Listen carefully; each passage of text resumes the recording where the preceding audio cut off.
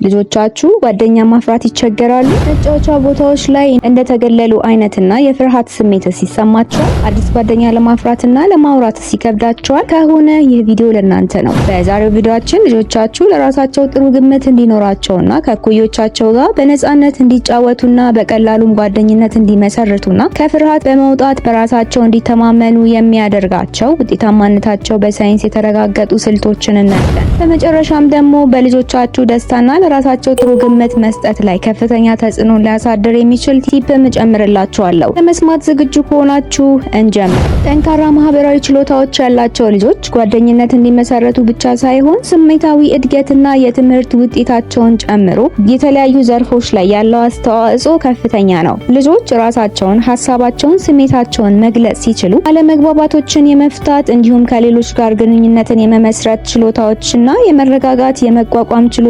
ይኖራቸዋል።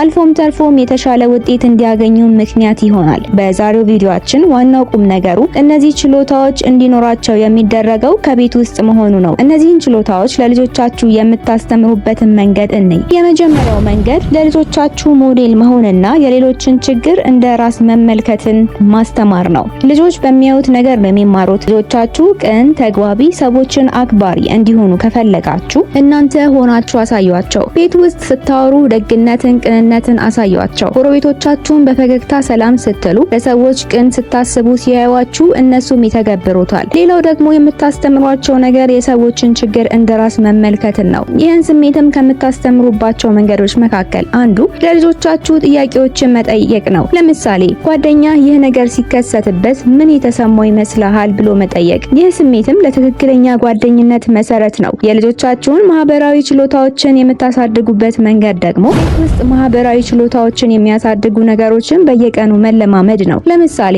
ቤት ውስጥ ራሳቸውን እንዲያስተዋውቁ የተለያዩ የሰላምታ አይነቶችን ማስተማር ነው። በግሩፕ የሚጫወቱ ጨዋታዎች ላይ እንዲሳተፉ ማድረግ። ሌላው ደግሞ ከቻላችሁ ቤት ውስጥ እኩዮቻቸውን በማምጣት እንዲጫወቱ ማድረግም ሊሆን ይችላል። እዚህ ጋርም ማስታወስ ያለባችሁ ማህበራዊ ችሎታ ልክ ሳይክል እንደ መንዳት ነው። በፕራክቲስ ውስጥ እያደገ መሄድ ነገር ነው። ሶስተኛውና ወሳኙ ነገር ደግሞ ልጆቻችሁ ከልጆች ጋር ሲቀላቀሉ ፍርሃትና ጭንቀት የሚሰማቸው ከሆነ በጭራሽ እንዲቀላቀሉ አታስገድዷቸው። ከዛም ይልቅ ትናንሽ ጥሩ ጎናቸውን እያነሳችሁ አበረታቷቸው። ከነሱ ፊት እሱ ፈሪ ነው፣ ከሰው አይቀላቀልም የመሳሰሉትን ከማለት ራሳችሁን መጠበቅ እጅግ በጣም አስፈላጊ ነገር ነው። ለትንሽ ደቂቃም ቢሆን እንዲጫወቱ በማድረግ ጀምሩ። እያንዳንዱ ሙከራቸውን እያያችሁ እያነሳችሁ አበረታቷቸው። ልጆቻችሁ ፍርሃት ሲሰማቸው ይህ ስሜት ያለ እንደሆነና ችግር እንደሌለው ንገሯቸው።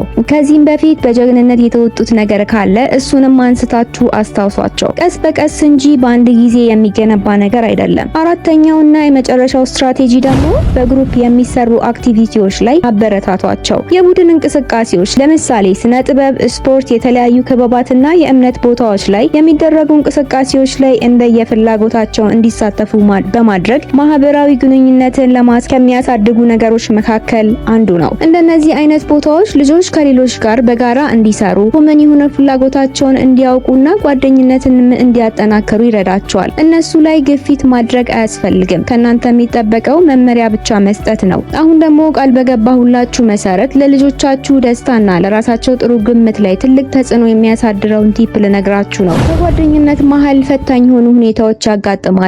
ይህ ነገርም የተለመደ ነገር ነው። ልጆቻችሁም ይህን ነገር እንዲረዱት አስተምሯቸው። ከመናደድና ከመቆጣት ይልቅ በመረጋጋት ሀሳባቸውን እንዲገልጹ፣ ሌሎችን መስማት እንዲችሉ እንዲሁም ደግሞ ይቅርታ መጠየቅና ይቅርታ ምን ማለት እንደሆነም አስተምሯቸው። እነዚህ ነገሮች ለህይወታቸው እጅግ በጣም ይጠቅማቸዋል። እነዚህን ነገሮች በማስተማር መመሪያዎችን ስትሰጧቸው ነገ ወጣት ሲሆኑ ኢሞሽናል ኢንተለጀንስ እንዲሆኑ መሰረትን የምታስቀምጡት። የእናንተ እገዛ ልጆቻችሁን ኮንፊደንት እንዲሆኑ ያደርጋቸዋል። ጓደኝነት መመስረት በአንድ ጀንበር ውስጥ የሚሆን ነገር አይደለም። ግን ደግሞ ከፍቅር ጋር ከትዕግስት ጋር ትክክለኛውን መንገድ በመጠቀም የልጆቻችሁን ማህበራዊ ችሎታዎችን ማሳደግ ትችላላችሁ። ሀሳብ አስተያየታችሁን ኮሜንት ላይ ብታጋሩን ደስ ይለናል። ይህን ጠቃሚ ቪዲዮ ለእናንተ ጠቃሚ ሆኖ ካገኛችሁት ላይክ እንዲሁም ለሌሎች ሼር ማድረግ አትርሱ። ለወላጆች አስፈላጊና ጠቃሚ ኮንተንቶችን ከፈለጋችሁ ሰብስክራይብ ማድረግ፣ ሁሌም የሚለቀቁ ቪዲዮዎች እንዳያመልጧችሁ የደወል ምልክቱን መጫን አትርሱ። ለአብሮነታችሁ እናመሰግናለን። በቀጣይ ጠቃሚ ቪዲዮ እስከምንገናኝ